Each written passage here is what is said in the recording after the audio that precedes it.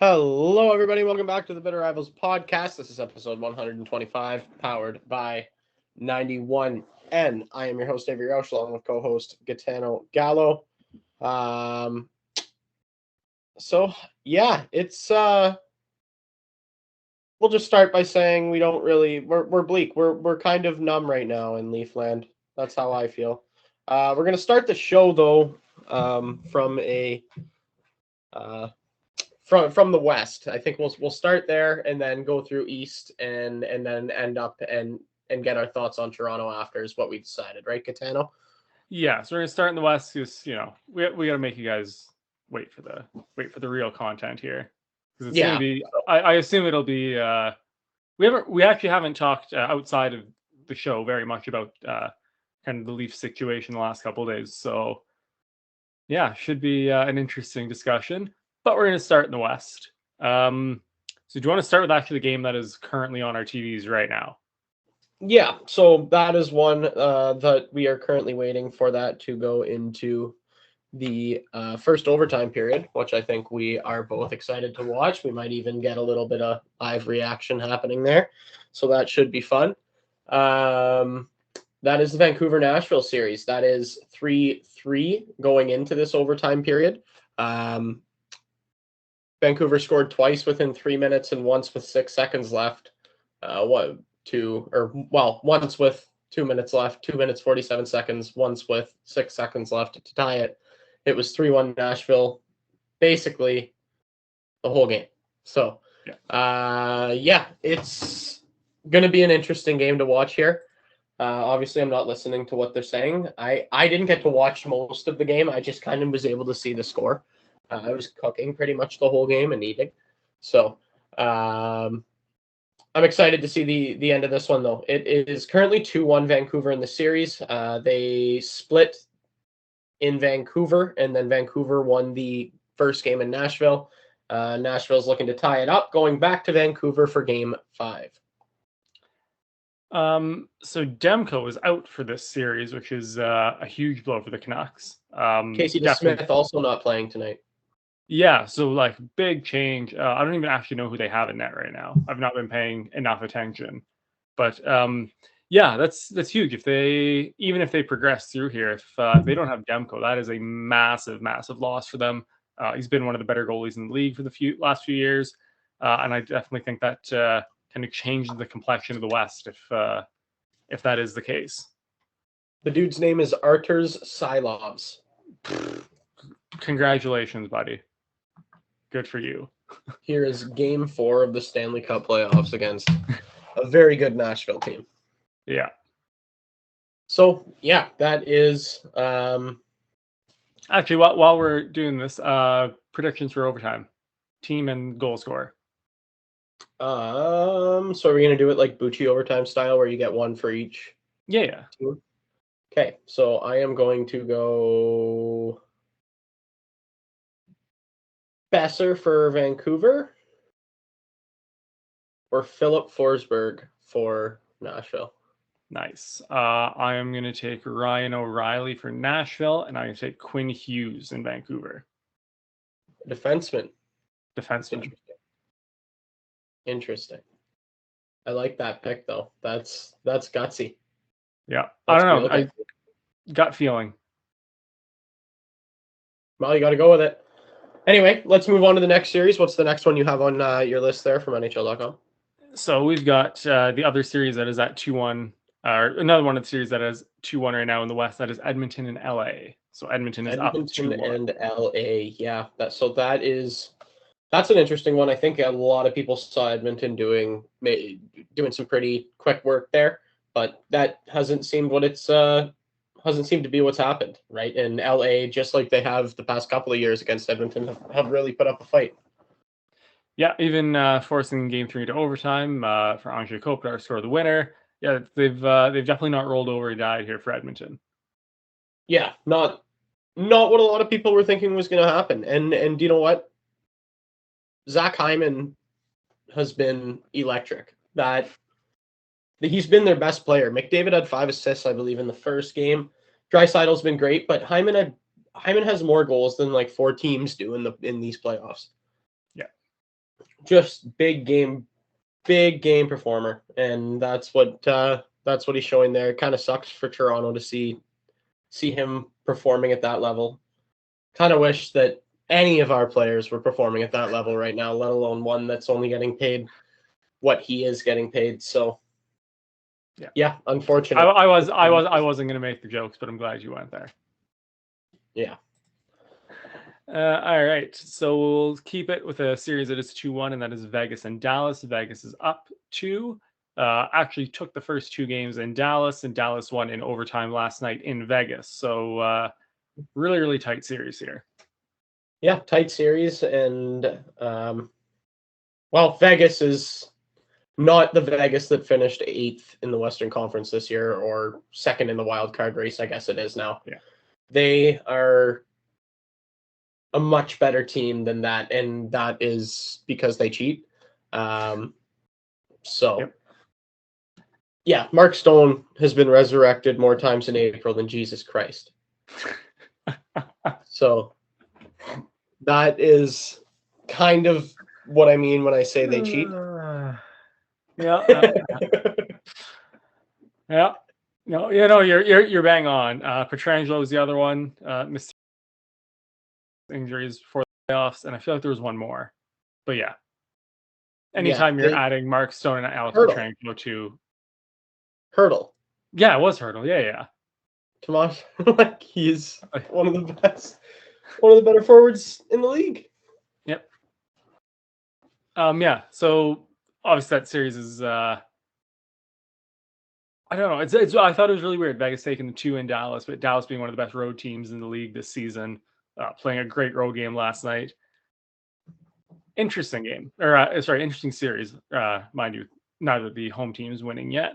But the last series in the West, the Colorado Avalanche are up 3-1 on the Winnipeg Jets, who are falling apart like a Boeing. Yeah, Connor Hellebuck has not been the force that we thought he was going to be in that series. I think we can agree that we all thought he was going to be a decisive factor if Winnipeg was going to win. We did not see this coming, though. Like, they played today, right? Yep.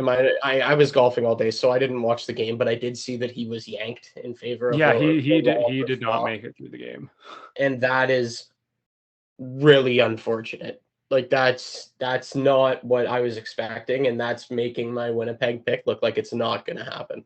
Yeah. No, Colorado's just, they found that other level, and they're just fucking, McKinnon's been just dominant, even maybe not points wise, but just his actual play has been fantastic. And yeah, going back to Winnipeg, I think they might be done. Yeah. Makar's goal today I saw on Twitter there, that was just stupid. Like, just like, to say it's like stupid, unbelievable, like whatever. Like, there's not enough like adjectives to describe that word. to explain what that kid does from the back end to be able to do that, and also be a shutdown guy and just be able to control the ice at all points in all zones, all facets of the game. It's unbelievable. And for like 30 minutes a night. Yeah, he is truly something else. Yeah, I'm looking back on it, man. I didn't see the Hellebuck thing happening, and I didn't give enough credit to how good the players that the Avalanche have are, like Nathan McKinnon. Like, they just have such game-changing ability. And do you know what? I'm going to be honest with you. Do you know what that is? There's another team that has star players, and it hasn't mattered ever. Right? Like, the team that this podcast is half about. Yeah, like, our players in the regular season look as good as, McKinnon, Makar, Rantanen, whatever you want to say. Maybe we don't have a Makar. I get what you're saying, but they're on the same. Like, Matthews is in the same conversation. You have superstar players. Exactly. It's simply put, and it never matters in the playoffs, and that has me almost discounting teams with superstar players, because my team with superstar players stinks. So they reek. So yeah, it's a conundrum. Anyway, moving on. So now, moving into the East. So start with Carolina being up 3-1 on the Islanders. Islanders kept their season alive with an OT win yesterday. Yeah, that was exciting. Yeah, that was that was electric, especially in Long Island. I still think they're done in 5. I think Carolina's winning game 5, and that's it. But yeah, I think we both called that Carolina in 5, didn't we? Yeah, we did. Okay. Just making sure. So then moving on to another 3-1 series, Florida and Tampa. Tampa staying alive in game 4. Crazy that the fucking Tampa Bay Lightning were that close to being swept in the first round. Yeah, it really, seeing them go down 3-0 really just felt like we were like in real time witnessing the end of a dynasty. Like, you know what I mean? Yeah. It was like watching the Patriots without Brady. But like, it's not like they had lost like their Brady, but like, it's like watching the Patriots without Brady. Shut up.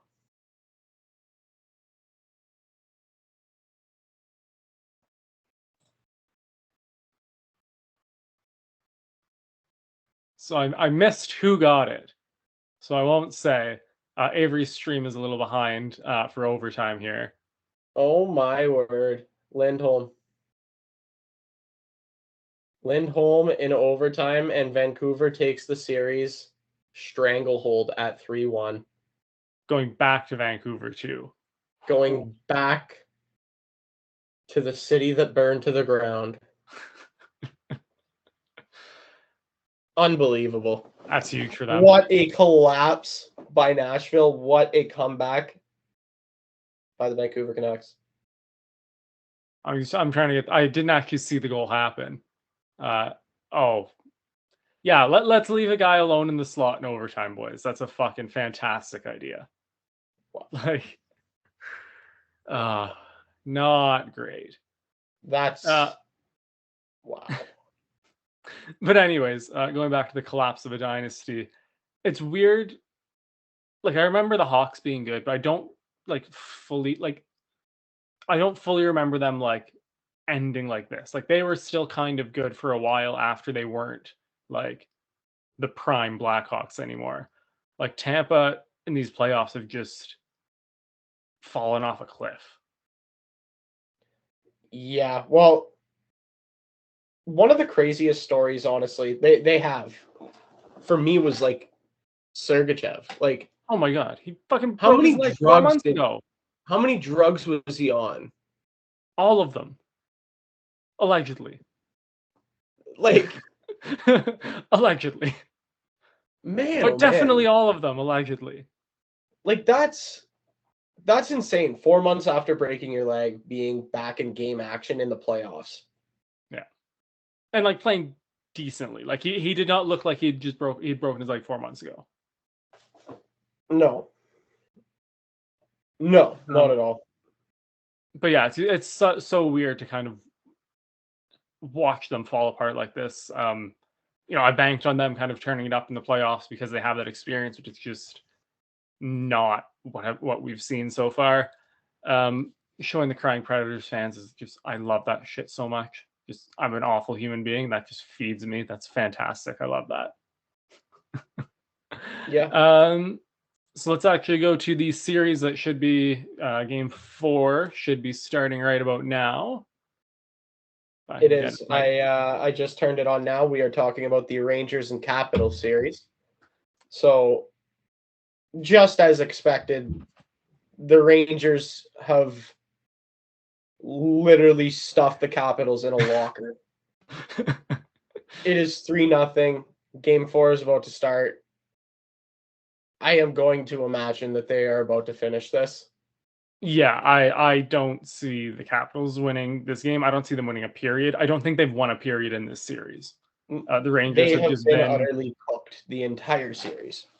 Like, it's not even like head and shoulders above. It's like full like body lengths above the Capitals. Yes.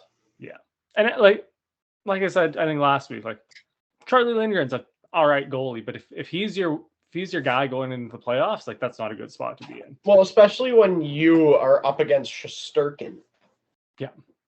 Like, that's not going to be an easy series for anybody involved there. Lindgren, because the Rangers offense is just a step above what he's used to and what he can handle.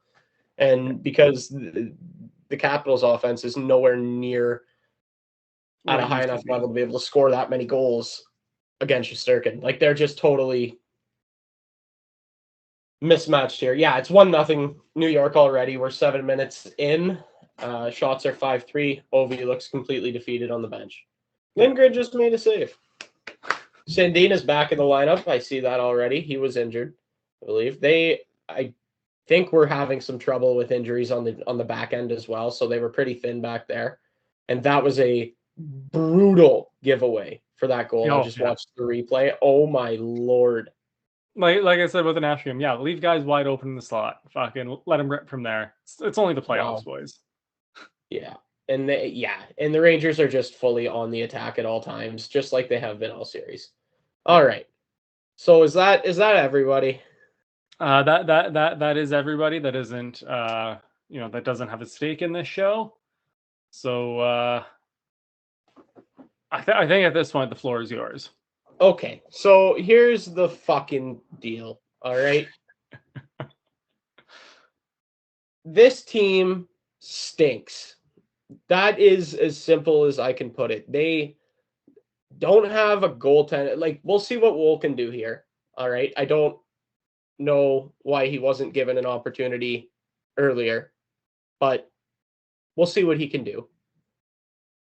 Samsonov will never play a game in a Leafs jersey again. I am almost certain of that.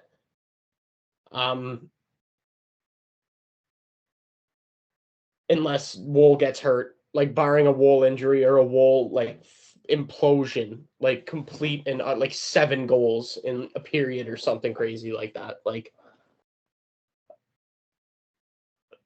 the defense, they can't move the puck. Nobody can move the puck. Nobody has that. Like, I watched the Steve Dangle thing earlier, and I hadn't even considered this, but like, are we like at a point right now where it's like we need to consider Connor Timmins because these guys actually cannot make a pass out of their own zone? It is painful to watch them try to break out of their own zone. It's painful to try to watch the forwards forecheck. They just can't. They forget the whole chase part in dump and chase. It's like they just dump and leave they dump and watch. It's just giveaway after giveaway after giveaway after giveaway, and the coaching is just awful. Like, he throws Marner out there on a line with Matthews to try to generate something, and all Mitch does is go out there. He does his button hook, and then he tries to pass into skates, and it's either off shin pads going the other way, or he literally just gives it right to him, like just puck to stick. It's absolutely horrible to watch. And honestly, him scoring that like circus level goal last night was just like the cherry on top of annoying me, to be honest with you. Like, that was just so frustrating. And to see the frustration coming out on the bench, and Sheldon Keefe said that he didn't sense any frustration out of that. Well, from my perspective, William Nylander called Mitch Marner a baby. I believe he said his exact word. I believe what he said exactly was his. What did he say? He said, "Stop crying, bro. This isn't junior hockey. Stop fucking crying, bro. This isn't junior hockey." Something to that effect. It was.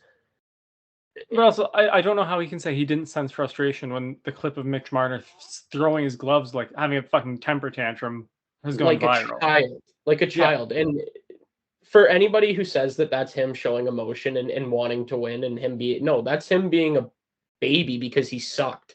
He sucked all night. He sucked all series. He's made 2 good plays, and he's probably my guess would be he has like 50 giveaways through 4 games. It is hard to watch. He just skates the puck over the blue line and puts it into shin pads, or just makes a tape-to-tape pass to a Boston defender or forward. It's horrible to watch, and I don't know. I know I've always said that it's because he loses his space that he isn't effective in the playoffs, but like, it's more than that. He grips his stick too tight. He's lost. The lights are just way, way too bright for him. He cannot handle it.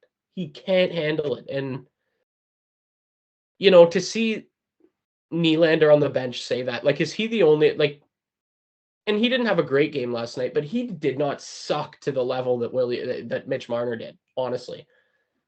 Matthews was fighting through an illness last night. He didn't even play the third period, which, like, it's the playoffs. I don't really understand that, but what are you going to do, right? Like, he's sick. Apparently doctor said he couldn't go back out, whatever. But the guys who were there, like, I don't know, man. I just literally went through every facet of the game, though. Like, I just went through coaching. I just went through forwards. I just went through defense, goaltending. None of it is good. None of it is good. There are two positive parts of this team, and they're number 34 and number 88. I can't really think of anybody else that I definitively am like, that person needs to stay. I don't care if we suck next year. Some of these people just can't return. They just cannot return. So realistically, because I know you've kind of said in the group chat a few times, just like, blow it up. I can trade everyone. Like, realistically, what would be like the one or two like biggest moves the Leafs could do this summer? So, and I'm not talking like exact like returns and things, but you know what I mean. I don't know about two, but I can give you one, and it's trading Mitch Marner. Like, saying, give me your 5-team list, and you're done, man. Like, we can't keep doing this. We can't keep doing this. We can't keep watching you do this in the playoffs, and obviously there's tension there too. Like, I think his teammates are fed up with it too, because it's hard to not see, right? Like, he's not even close to the same player in the playoffs than he is in the regular season. Like, it's so glaring that you have to make a change. And I think he's the change. I think Treliving should stay. I don't know how Treliving stays if Shanahan goes, but I think he needs to go. Like, I honestly think it's pretty much clean house. Like, there can't be a single coach. Like, that power play is an absolute disaster. We have 4 guys that, like, not this year, but like, are signed to contracts north of $10 million each. And they can't score a goal on the power play. Like, you guys are supposed, that's why you get paid, is because you guys score goals and you are superstars and you're supposed to be offensive dynamos, right? Like, that's the whole point of why you make that money. And you can't score a goal on the power play. You can't even get set up on the power play. Look at Edmonton. That's a power play. That's a power play, right? Everybody has their role. You have the point shot in Bouchard. You have McDavid as a complete wild card. You have Hyman as the net front presence. You have Nuge making passes. You have Draisaitl on the low line, sniping top shelf. They know what they're doing. And because of McDavid's ability, they're able to do pretty much anything they want. There's an option anywhere McDavid looks, right? Or he's an option. That's and what I don't understand from a Leafs perspective, why doesn't the power play run through a guy like Austin Matthews? Right? Like, he's the most talented player we have. He can make the most happen. Why is it not running through him? Why is it running through Morgan Riley and Mitch Marner? 2 guys who have proved, like, this series, especially, and to the inability to make changes on the fly. Like, this is 4 straight games of the same power play not doing anything. Right? The same setup. Like, how are you not making a tactical switch there? Guy Boucher needs to be fired. There's no other way to say it, right? Like, he sucks. I mean, it's also weird that he runs your power play, considering he's, famous for a decade of playing a 1-3-1 super defensive brand of hockey. Like, he's never been an offense first guy. No, never. That's exactly. He is known for boring hockey, and he's running our power play. Sheldon Keefe last night, 2-goal deficit, 2:47 left. Ryan Reeves is on the ice. That is inexcusable. That is just inexcusable. Unless you literally have no other players to put onto the ice. If everyone's hurt and can't go, that's the only way. And even then, you're almost better off running a man down. The first goal is entirely, well, no. No, it's not entirely on him because Samsonov literally spread open. Like, I don't want to say what he looked like. I don't want to say what he looked like. All right. But I can tell you 3 things that are guaranteed in life. All right. The first one is death. The second one is taxes. The third one is James Van Riemsdyk going 5-hole. And he was full spread. Just the biggest 5-hole known to mankind. You could drive a transport through that thing. Yeah. That was Ilya Samsonov's approach to making the save on James Van Riemsdyk there. What about in game 2? Yes, we can talk about how that definitely should have been blown dead, and both guys probably should have been sent off, Bertuzzi and Marchand, on their first goal not game 2, game 3. But you have to make that save. There's no, and you can say that he was distracted because of what was happening in the neutral zone. You are a goaltender. Your job is to focus on the puck and make sure it doesn't go in your net. I don't care if you were distracted. You have to make that save. There's no easy way to say that. That is a save that you cannot let that puck go past you. You just can't. And I get it. Nice shot, posted in, short side from outside of the fucking circle, outside of the dots. That just can't happen. Right? And that is completely deflating because up to that point, they were playing a very good game against the Boston Bruins. And then that just deflates you. Nothing is going right. In my opinion, right now, and this is an honest opinion, this isn't me freaking. I think that the swifter the Boston Bruins and the biggest blow that they can land on the Leafs right now is actually the best for the Leafs, because that makes it more likely that they're going to blow everything up and fire the people that need to be fucking fired. That's where we're at. You can't. I wouldn't fire Treliving yet because he hasn't even really had a chance here. Samsonov's not his goalie. Wool's not his goalie, right? I get that. He did what he could. He added toughness to the team and grit. Okay. But this coaching staff is nowhere near equipped to do the job here. And the quotes out of Sheldon Keefe last night were mind-boggling. He said, "You cannot question this team's effort." That is wild to say. That's the number one thing that you can question. And that's what we as a fan base have been questioning for what, 6, 7, 8 years, right? Going back to the Washington series, the 2 Boston series in 18 and 19, we've been questioning it since then, right? The Florida series last year was absolutely embarrassing as fuck. We know that. And Keefe there's no way we can allow him to have another crack at this, right? And Marner, Mitch Marner is a great player in the regular season. I hate that I'm feeling this way because I've always been a very big Mitch Marner fan, and I've always thought that one of these playoffs he's got to turn it around, right? It's not going to happen. It's not going to happen. And my biggest fear has always been trading him, and then he's going to go light it up for somebody else in the playoffs. No, he's not. No, he isn't. He can't play in the playoffs. He's just not equipped for it. And he doesn't have the balls to do it. He's like a child playing junior hockey, just like William Nylander said.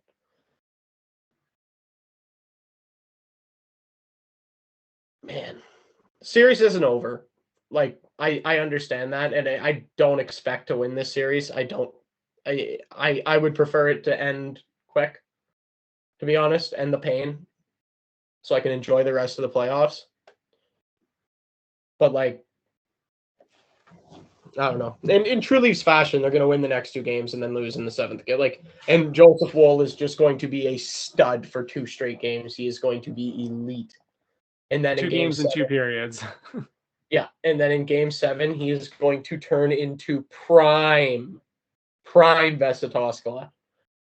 That's a Like, name I haven't heard in fucking years. oh yeah, Jesus.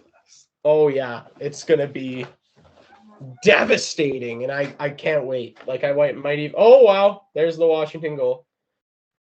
There's the Washington goal, 1-1. All right, maybe they'll put up a fight here. Just kidding, they're still losing this game. But anyway, yeah, I don't know.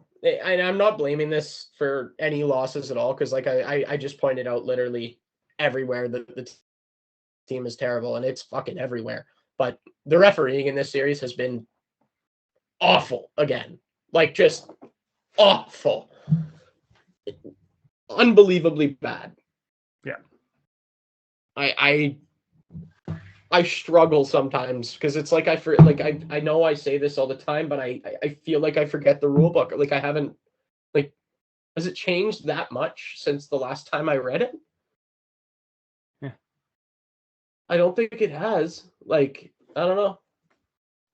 No, it's just and I get, well, not that I get it, but we know that, playoff hockey is different. The rule book kind of gets thrown away, but like even like you're talking about on the goal in game 3 there, like Bertuzzi and Marchand are basically having an MMA fight. And the referee is like, nah, play on. Nothing with a call there. stick. Like they were tripping, they just kept tripping each other. Like they Yeah. literally they each tripped each other twice, I think. So it was just like trip after trip after trip after it was wild.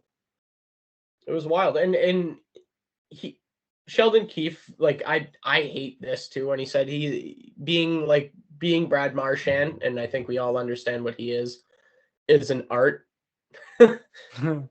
He is such a scumbag. Like even just the hits he's been throwing on Bertuzzi, like last night, and not just Bertuzzi, he's been throwing them on everybody, and it's because he's fucking 5 foot nothing.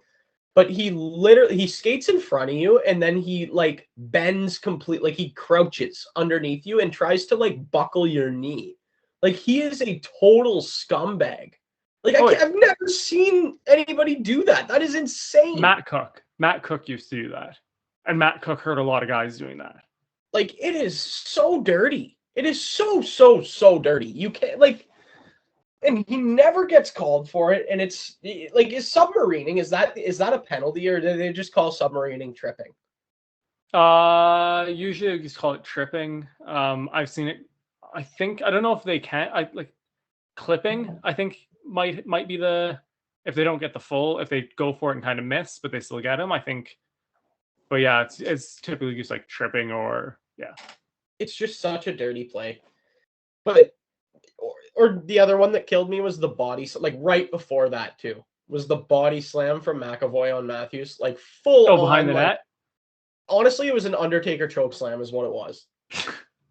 Like it was an Undertaker choke slam, and just nothing. Like the ref is looking directly at it. Like he is in the shot, watching the Undertaker come up from hell and deliver a devastating choke slam to Austin Matthews, and he just doesn't call anything.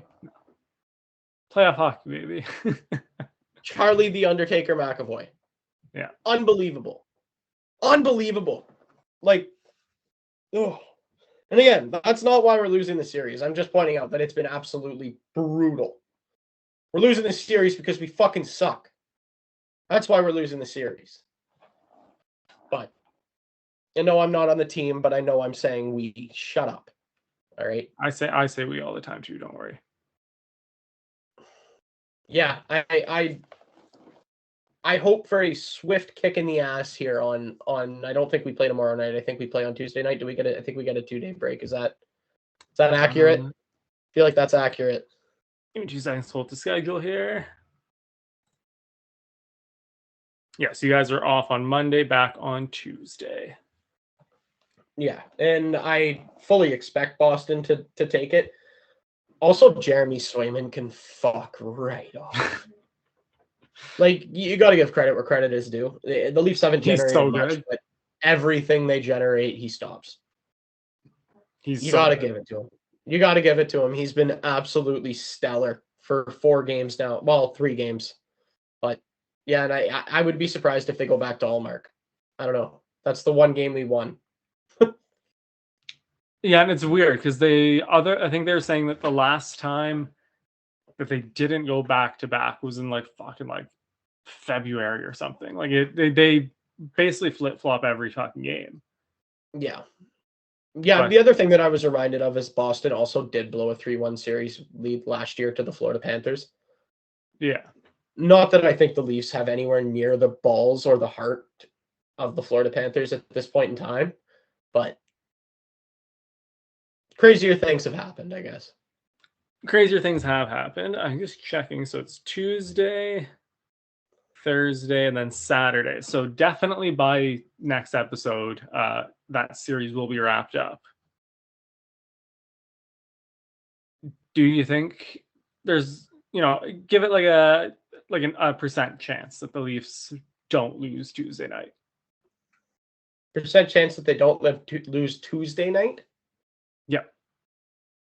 Don't lose Tuesday night, I would say there's like a 40% chance that they don't lose Tuesday night. If they do win on Tuesday night, I would say it drops. Like I would put the percentage chance of this going to 7 games at like 15%, maybe. Maybe. You think that game 6 in Boston would be the killer? Or sorry, the Well, game 6 in game 6 in Toronto? Toronto. Yeah, there's been lots of talk about the crowd in Toronto and how they're not loud enough. Well, like they actually are until you start shitting the fucking bed, right? Like if you don't give anybody anything to cheer about, what do you expect? If you just stink the joint up, what do you expect? Right? And that's part of this team's problem is pressure, right? And that is what happens to Mitch Marner is pressure folds him. And that is part of the reason that I don't like them being at home. I don't like them at home in this series specifically because that's where they feel the most pressure. Yeah. Okay, that's about all I have. Yeah, I've got nothing else here. I don't have a horse in a race. I've just been a neutral. So yeah. All right. Well, thank you for listening to this episode of the Bitter Rivals podcast. This has been sorry, I can't talk right now. This has been episode 125, powered by 91N. We will talk with you next Sunday. Like we said, there will be a result in all of these series by then, I think. Just about. So there might be some games on Sunday depending on Game 7. On some series results, but yeah, it'll be Game 7s on Sundays, worst case. All right. Thank you for listening to this episode. We will catch you next Sunday.